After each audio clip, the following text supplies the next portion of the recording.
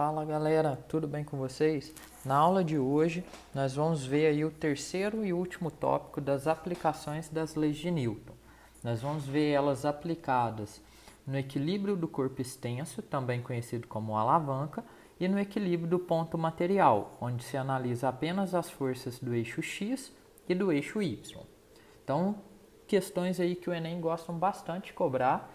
Inclusive, no ano passado, no Enem 2019, nós temos questões sobre esse tópico.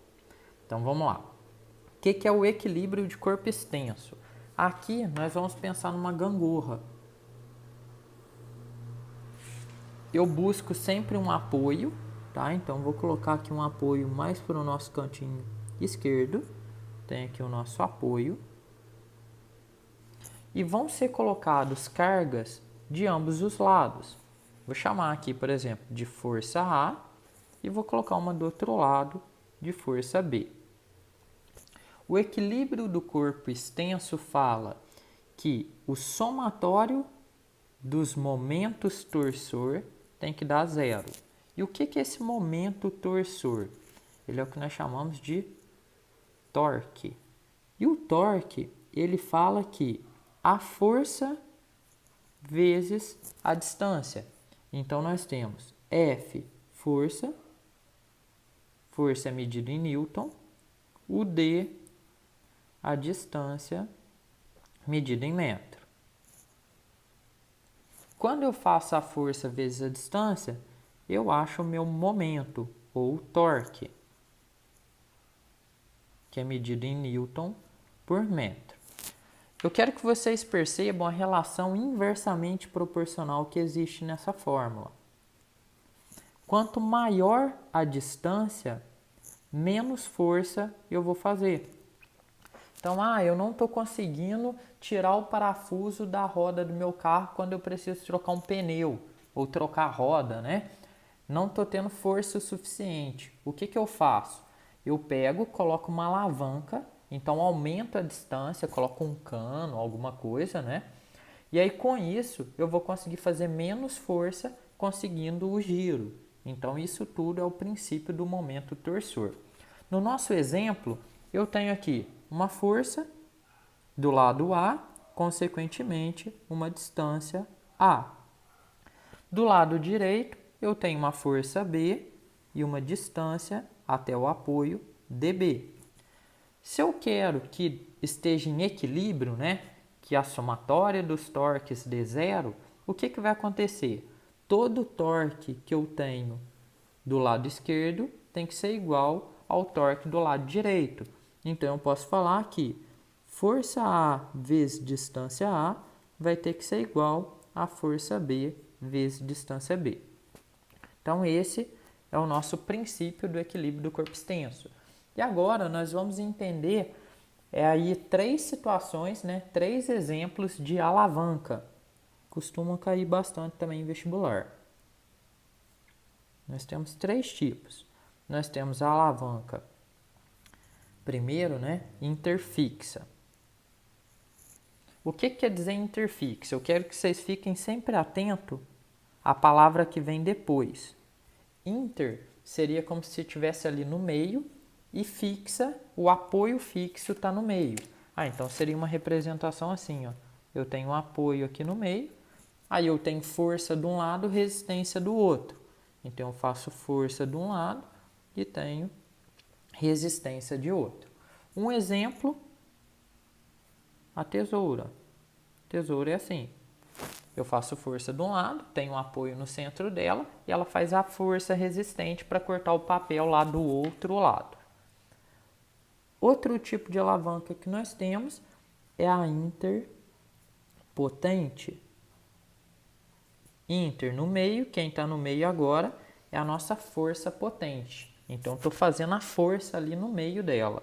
Então, eu tenho um apoio que está para o canto, estou fazendo a força aqui no meio da minha alavanca e tenho a resistência na extremidade da minha alavanca. Um exemplo disso é a pinça.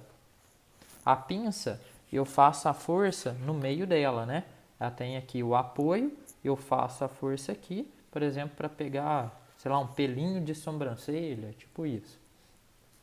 Ok, e por fim, nós temos a alavanca interresistente.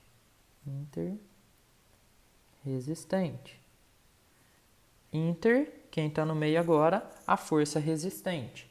Então, eu tenho meu apoio, né? Então, eu tenho meu apoio aqui do lado esquerdo, a força resistente no meio e a força potente na outra extremidade. Por exemplo, um carrinho de mão. Então, o carrinho de mão eu tenho a rodinha apoiada no chão, eu venho, coloco a carga em cima dele e quando eu levanto esse carrinho, né, para movimentar, eu tenho aqui a minha força potente. E agora vamos para o nosso último tópico da aula de hoje, né, que é o equilíbrio de ponto material. No ponto material, eu tenho um determinado local, nesse local está acontecendo a minha carga. Então, por exemplo, eu tenho minha carga aqui para baixo. E eu quero saber quais são as forças necessárias para segurar essa carga.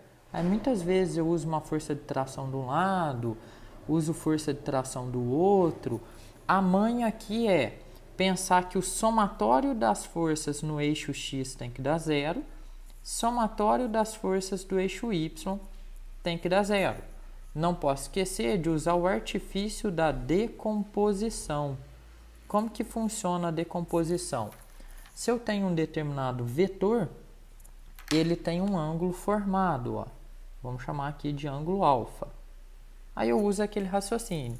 Consono, então deitando aqui o ângulo, vamos supor que esse vetor chama A, aqui fica A vezes cosseno. Então, consono, cosseno. Sem sono, seno. Então, aqui eu não tenho ângulo, ó. Eu pego e falo que é A vezes seno. E tem também o jeito prático que eu gosto de utilizar para resolver o exercício de ponto material. Eu gosto sempre de procurar triângulos. Então, se eu tenho aqui, por exemplo, um puxando para lá, o peso aqui para baixo, aí o que eu posso fazer? Eu posso pegar esse peso, imagino que ele está aqui, fecha a minha figura. Aí eu tenho um triângulo retângulo. E aí, quando eu imagino o triângulo, eu vou usar lá as fórmulas do seno, do cosseno ou da tangente. Então, agora vamos para nossas questões. Então, a nossa primeira questão caiu aí no Enem de 2019. Enem aí do ano passado. O skyline é um esporte no qual o atleta deve se equilibrar e executar manobras estando sobre fita esticada. Para a prática do esporte, as duas extremidades da fita são fixadas de forma que ela fique a alguns centímetros do solo. Quando um atleta de massa igual a 80 kg está exatamente no meio da fita, essa se desloca verticalmente, formando um ângulo de 10 graus com a horizontal, como esquematizado na figura. Sabe-se que gravidade é 10, cosseno de 10 é 0,98 e seno de 10 é 0,17. Qual é a força que a fita exerce em cada uma das árvores, por causa da presença do atleta? Então, conforme eu falei para vocês, eu sempre procuro o triângulo. Então, ali, ó, eu achei um triângulo que leva o atleta até a árvore. Aqui, eu tenho o peso do atleta. O atleta é de 80 kg, gravidade é 10, peso é massa vezes gravidade, então eu tenho aqui um peso de 800 N. Eu quero saber qual é a força que está na corda, no elástico. Quero saber o X. E eu sei que aqui tem um ângulo de 10 graus. Cateto oposto sobre hipotenusa é seno.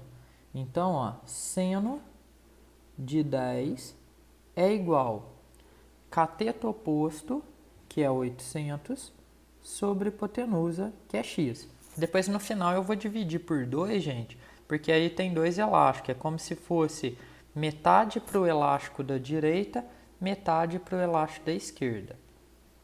Seno de 10, ele fala para usar 0,17. X, então, vai ser 800 dividido por 0,17. 800 dividido por 0,17 dá aproximadamente 4.700 newton.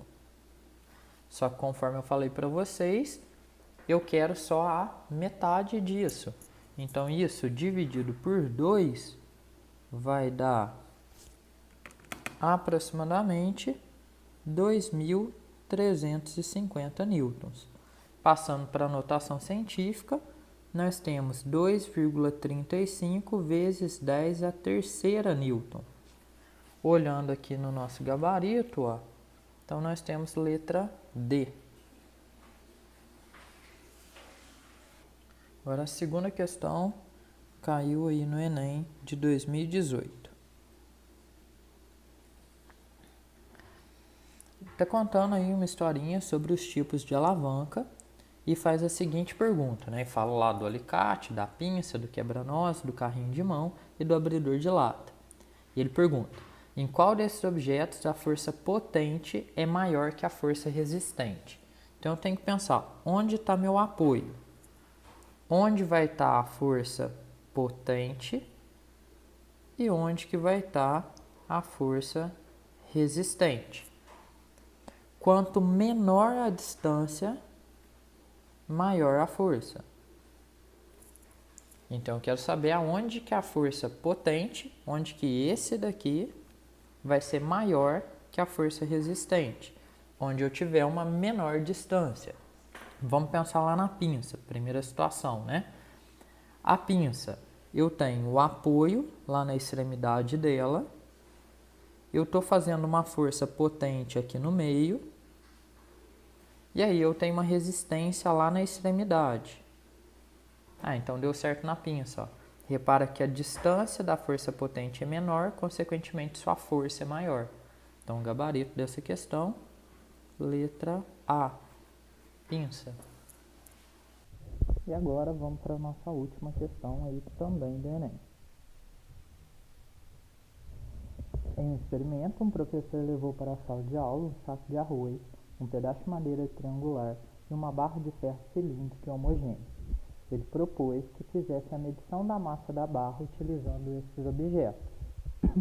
Para isso, os alunos fizeram marcações na barra, dividindo em 8 partes iguais, e em seguida apoiaram sobre uma barra triangular com um saco de arroz pendurado em uma das suas extremidades, até atingir a situação de equilíbrio. Então percebam que tem arroz de um lado e o próprio peso da barra equilibra ela desse lado. Nessas situações, qual foi o peso, qual foi a massa, né, da barra obtida pelos alunos? Onde está o apoio, eu coloco o sinal de igual. Do lado esquerdo eu tenho uma força de 5 kg, né, o peso desse saco, a massa dele, vezes a distância que ele está até o apoio. 1, 2, 3. Do outro lado eu tenho o peso da barra, que fica exatamente no meio da barra. Se essa barra tem 8 espacinhos, a metade é no espacinho número 4. Então a metade dela está aqui. A distância dela ao apoio é 1. Fazendo essa conta vai dar 15 igual a P. Então a massa da nossa barra é igual a 15 kg. Gabarito da nossa questão, letra E. Então aqui a gente finaliza essa aula super importante de equilíbrio. Espero que vocês tenham gostado. Não esqueçam de curtir o vídeo, compartilhe o canal e até o próximo.